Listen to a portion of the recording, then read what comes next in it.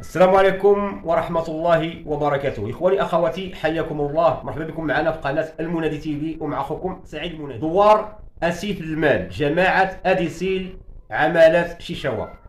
هنا وقعات الواقعة اللي أغلبكم غيكون شاف واحد الفيديو متداول في هذه الأيام الأخيرة ديال واحد البنات كيقراو القرآن في واحد البيت. يلا فوق كان الشغل صغير كان وصل ومثل قال الباب نقدرنا يلا دوري يجي واحد الشخص وكيتهجم عليهم، تيقول لهم نوضوا من هنا راه صدعتونا، وتيقلب لهم دوك المصاحف اللي حاطينهم فوق واحد الطبله. هذا الفيديو في مواقع التواصل الاجتماعي موجود، يعني غادي تكونوا شفتوه.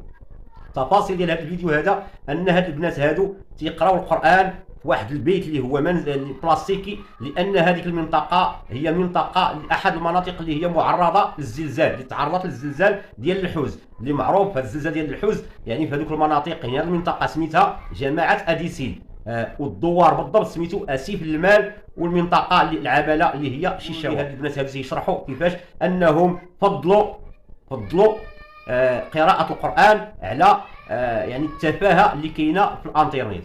بمعنى هاد الناس، هاد البنات هادو بنات اللي هما صالحات، والقرار ديالهم او الرأي ديالهم او الاختيار ديالهم اختيار صح. القرآن الكريم بحيث التليفون وداك التخربيق ما غاديش يخرجهم من الاخير. واحد يقدر يساهم معنا بشي مصاحف اذا كاينين او كتب دينيه، وجزاكم الله خيرا. كلشي مع الجامع وردا نغلي المصاحف وردا نغلين يخصها كرا المحسنات ديال التعاون هذا ديال كلشي المطالب ناضي يخصها كدنيت الجامع وريلي شكون مع الزلزال الزرام كلشي مايلان وردا نغلي الجامع. راه كدنيت التراويح تنتزلا نهار وخزان كلشي تدور تزلا التراويح غير وخزان. الحمد لله على كل حال. لكم شوفوا بعدا هذا المقطع هذا ديال الوقيته اللي كان هذا الراجل هذا تهجم على هذا البنات. هذاك النغد هذا القضيه وين دا يتقمر نغين ولا سنتني والو كنتينا شي غاية غاية المحسنين جاوري اللي مرا داغي النشرة قسما بالله راه تجي يلا كان جيت فوق هو ترى وتسكي ولا غادي غيكات حاشا القرآن كمان هذا غيكاتني هذا غادي يلا يلا كمال متريد لا يلا فوق كان الشغل صغير كان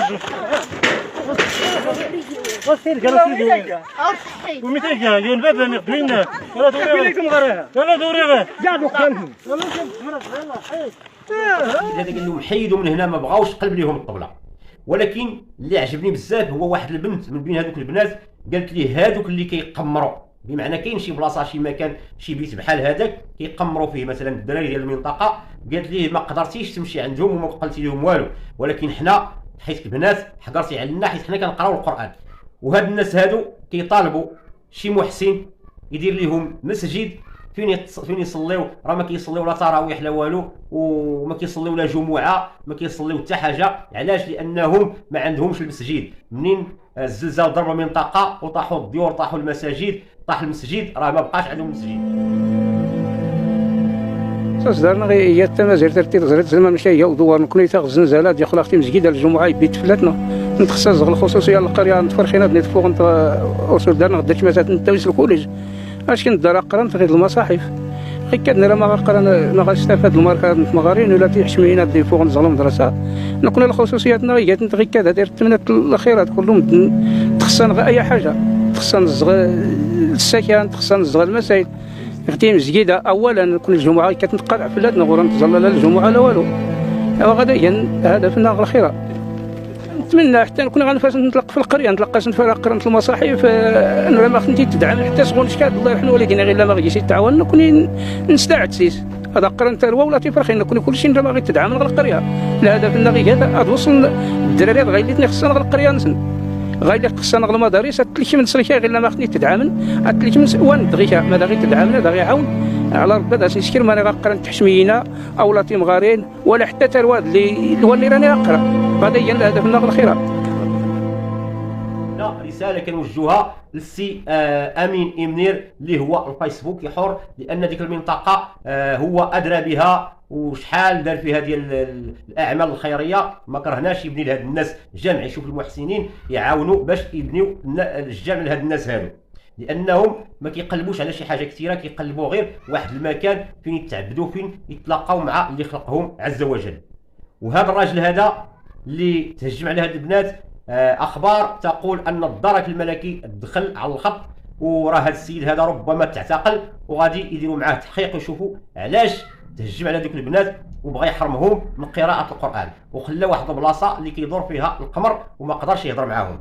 الموضوع الثاني في هذا الفيديو الاخوان هو الرئيس الحاج المهدي بن مبارك، يعني فنان امازيغي معروف عند الامازيغيين، اللي كان يعني فنان في الخمسينيات والستينيات والسبعينيات من القرن الماضي وحتى الى حدود الثمانينات، وحبس على الفن، وعنده عده اغاني اللي هي معروفه، واشهرهم هي قصيده الحج اللي كتب واحد الاغنيه داير فيها قصيده على المراحل اللي كيديرهم الانسان منين كيبغي يمشي للحج، البدايه حتى النهايه ديال مراحل حج بيت الله الحرام. وهذه الاغنيه معروفه لدى الامازيغيين وبالاخص سواسه. اذا السيد هذا الاخوان كان توضر هذه 15 يوم من نهار 3 مارس الاحد 3 مارس الى البارح، لقاوه مقبره الغفران جثه هامده، لقاوه بين شي شجار وشي حدا الحيط الاخر ديال المقبره. والسبب شنو هو؟ انه مشى يترحم على البنت ديالو اللي هي مدفونه تما، ومن بعد مع مسكين عنده واحد المرض اللي هو الزهايمر، كينسى ما عرفش الطريق من غيدوز، بقى غادي ويحصل في واحد البلاصه بقى تما مات، وبقى مسوق ليه حتى واحد. والاقارب ديال هذا الفنان هادو تيقولوا ان المسؤوليه تعود للسلطات، لانهم ما داروش الخدمه ديالهم او ضعف المسطره كما يقولون. انا التساؤل اللي ما دخلش لي راسي هو كيفاش توصل هنا؟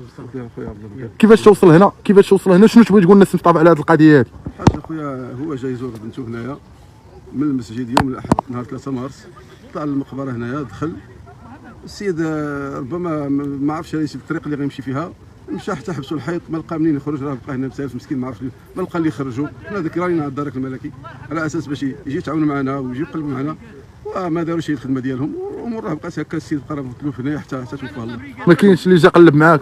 نعم قلبنا مرارا هنا، جينا قربنا مرارا هنا، دخلنا وصلنا حتى لهذا المكان. الفيديو راه كاين باننا جينا هنايا وقلبنا مرارا. النهار الاول وحنا كنقلبوا على الحاج غيوليه برحمه الله، اللي لمسناه وحنا متاكدين منه وهو العيب في المسطره ديال البحث لفائده العائله. هذه حبر على ورق، كيضحكوا على الناس، تما كيبان الحق في الامن والكرامه ديال الانسان، تما كتبان. ملي كنطلقوا هذا البحث لفائده العائله، شكون اللي كيتبعوا؟ لان السلطات المحليه كتكون بعيده عن المشكل، والسلطات الامنيه كتكون بعيده عن المشكل.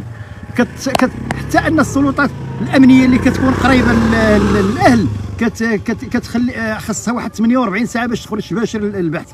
حنا كنعيبوا على المسطره، هذيك المسطره فيها عيب كبير وكتبين المستوى ديال الانسان المغربي. الاخوان كنقولوا حتى حنا كنقدموا التعازي ديالنا للعائله ديال الفقيد الحاج المهدي بن مبارك، الله يرحمه ويغفر ليه في هذا النهار هذا، والله يصبر الاهل ديالو الاولاد ديالو، الله يصبرهم. راهو معانا وكانوا يديروا التصاور ديالو في السيارات ديالهم وتيقلبوا الدار البيضاء كامله ومن غير الدار البيضاء، ولكن لا اثر له الا حدود البارحه لقاو مسكين جثه هامده. قبل ما نختموا هذا الفيديو الاخوان غنسمعكم واحد الصوت جميل جدا وانا شخصيا عجبني، اللي هو الفنان حفيظ الدوزي كيصلي التراويح بالناس، وتبارك الله واحد الصوت جميل. اسمعوا لي هذا الصوت ديال الدوزي. الله اكبر، الحمد لله رب العالمين، الرحمن الرحيم، ملك يوم الدين، إياك نعبد وإياك نستعين، اهدنا الصراط المستقيم، صراط الذين أنعمت عليهم غير المغضوب عليهم ولا الضالين.